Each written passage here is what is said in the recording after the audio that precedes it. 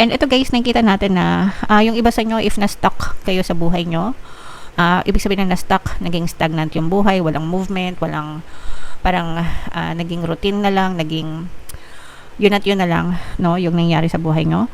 Parang this time guys, makakabuo kayo ng mga plano sa isip nyo para makapagsimula. Parang bagong simula, new life, new beginning, para mag-move, para magkaroon naman ng movement, magkaroon naman ng magandang paggalaw yung iyong kabuhayan. So you're starting to plan, ibig sabihin nagpaplano na kayo guys, pero wala.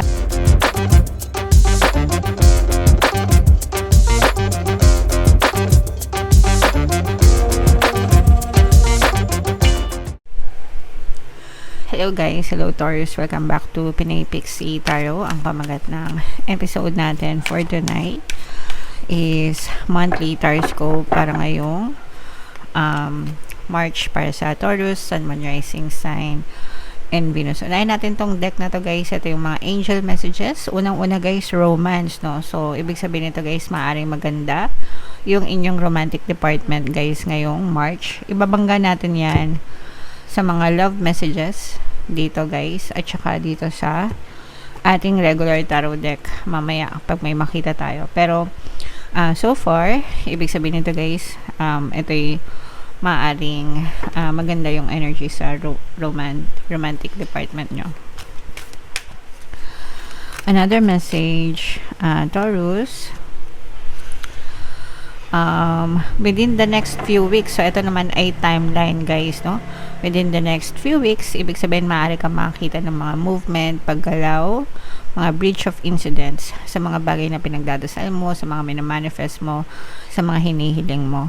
Syempre itong timeline guys, pwedeng mapabilis, pwedeng mas tumagal pa, depende kung gaano ka-focus kayo yung energy nyo, kung gaano nyo binubuhos yung energy nyo dun sa mga pinagdadasal nyo, sa mga minamanifest nyo. Syempre, the more na mas focus kayo, the more na mas positibo, the more na mas less yung resistance, mas mabilis, no? Pero kung marami kayong resistance, marami kayong balakid, marami kayong kanigahan, distractions, mas tumatagal yung manifestation mga kapiksi. Okay? And another message para sa inyo, Taurus. Ito naman a year from now. Ito another timeline mga kapiksi. So, if ever na hindi nyo siya ma-experience within the next few weeks, meron ka pang isang buong taon, guys, para i-manifest yung mga hiling nyo, yung mga dinadasal nyo. Pero syempre guys, huwag nyo nang patagalin, no? But then again, depende naman yan sa kung gaano kalaki yung mga desires nyo. Syempre kapag mas malaki, mas matagal, 'di ba? Parang ano lang yan. Sabi ko nga, 'di ba, pag kunwari nagpapagawa kayo ng bahay, kapag mas malaki yung bahay, mansion, ganyan, syempre mas matagal yung construction. Pero pag maliit lang, mas mabilis, mga ilang buwan lang. So, yeah, depende sa mga goals nyo, sa mga desires nyo, mga kapiksi. Alright, so comment down below if feeling nyo naka-resonate kayo dyan. Ito naman guys, mga love messages naman ito. So, kung ano lang yung maka-resonate guys, kasi iba-iba kayo ng mensahe. So, ilatag muna natin lahat guys. Iba-iba kayo ng mensahe dahil iba-iba kayo ng sitwasyon din. So, ito naman, napakaganda naman ng love. Kaya, saktong-sakto nga guys, no? Kasi talagang romantic energy, diba? Sabi ko, for some of you guys, maaari nyo makilala yung soulmate nyo kung kayo ay single pa lang, no? And talagang pinagdadasal nyo na maging in a relationship kayo, mga kapiksi, maaaring ipadala sa inyo ni universe yung soulmate nyo, guys, no? So, i-mind nyo na yan. Kung kayo naman ay meron ng partner o specific person, and matagal na kayo guys, maaaring siya na yung soulmate mo, mga kapiksi. And always remember guys that it is safe for you to love, no? Ito kasi guys, kaya lumalabas tong message na to. Yung iba kasi kapag nagbe-break, naghihiwalay sa mga partner nila, sa mga previous na ka-relationship nila, sinusumpa yung pag-ibig, no? Hindi na ako makikipagrelasyon, ayoko na trauma na, di ba? And sinasabi nila walang forever, ganyan. So That's because based nga yun sa experience nila. But it's not the case for everyone, and it's not the case all of the time.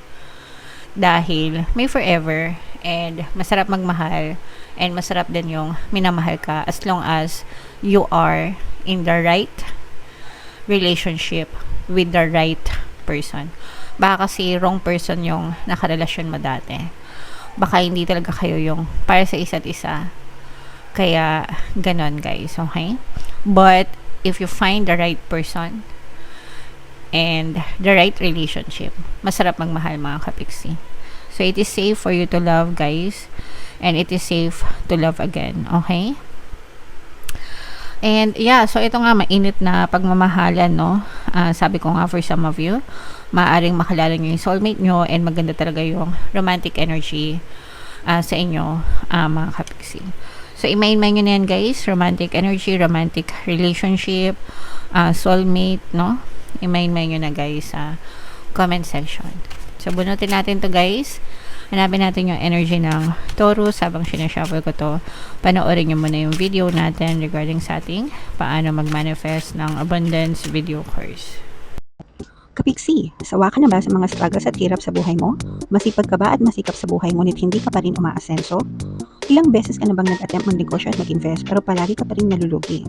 Sa pagkakataon na ito ay maaaring may subconscious beliefs ka na nagiging balakid sa iyong pag-unlad at pagyaman. Introducing, paano mag-manifest ng abundance video course.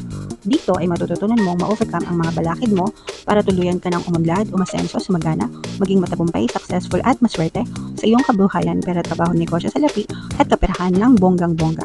Dali, mag-send na ng email sa pinoypixie@gmail.com at simulan na ang iyong pagyaman ngayon. Alright, so sa lahat ng gusto mag-avail ng course, guys, meron tayong paano mag-manifest ng abundance video course, paano mawala ang third party, at magkaroon ng harmonious na relationship, paano pabalikin si ex or vice breakup. Sa mga interesado, guys, mag-send lang kayo ng email sa pinoypixie@gmail.com. And sa mga naghahanap ng pampaswerte, guys, Money Shaker Jar, sa Venturing, tsaka si Trin, may kita kayong link sa description box. Yung WhatsApp number ko, guys, mag-chat lang kayo doon. So, Taurus, kay ay represent ng King of Coins, mga kapiksi. Meron din ditong presence ng another earth signs, Capricorn, Taurus, Virgo, water signs, Cancer, Pisces, Scorpio. For some of you, guys, at saka air sign, Aquarius, Gemini, Libra. For some of you, maaaring may ganyang element kayo sa inyong natal chart, or you may be dealing with other signs na may ganyan sa kanilang natal chart, mga kapiksi.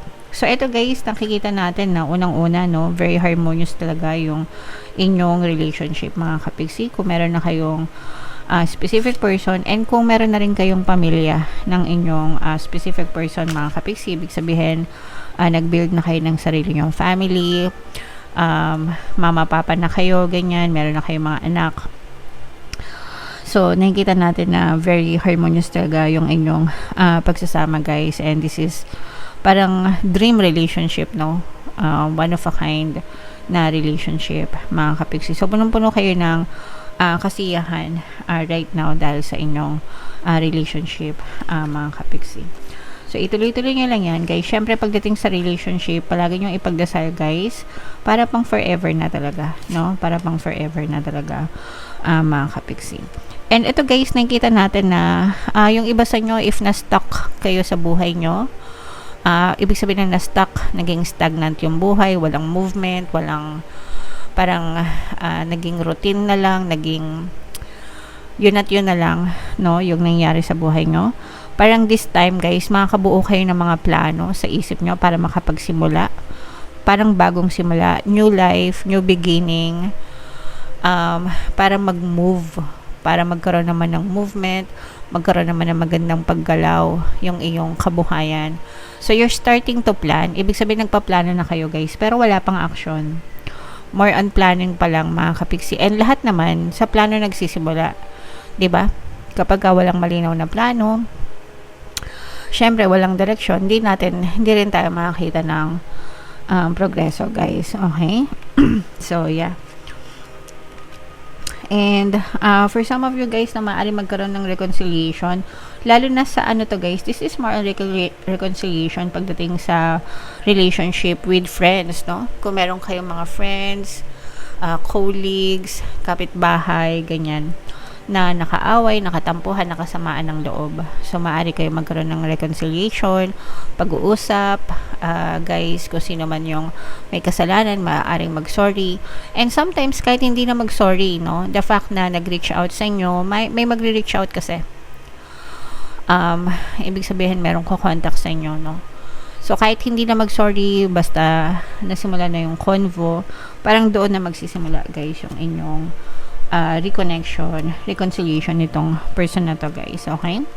So, yan. I-main nyo itong mga harmonious relationship, guys. Abundance of love. Itong mga brand new beginnings at saka yung mga relationship reconciliation. Yan yung strong energies na nakikita natin para sa inyo, guys. Okay? And again, no, sabi nga natin, guys, sa relationship,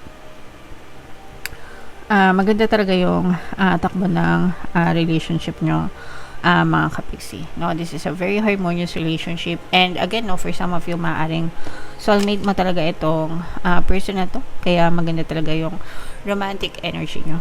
Ito, guys, if meron kayong mga baby, or hindi man baby, mga anak, mga kapiksi, no, kung meron kayong mga anak na medyo mapusok, medyo rebelde, yung mga kabataan, no? Parang meron mga ano dito na parang mga anak na medyo hindi ko maano yung tamang salita. Siguro mahilig magbarkada or na-impluwensya ng ibang tao, ganyan. Medyo masakit sa ulo. Parang medyo pasaway, medyo sakit sa ulo nyo, ganyan. Palaging wala sa bahay, hindi maasahan. Pag pinagsabihan, nagagalit. Yung mga ganon. So, kailangan nyong sawayin hanggang kaya nyo, mga kapiksi. Pangaralan. Bago lumaki yung sungay nila. Kasi kayo bilang magulang, ang responsable sa paghuhulma ng pag-uugali ng mga anak nyo. Okay?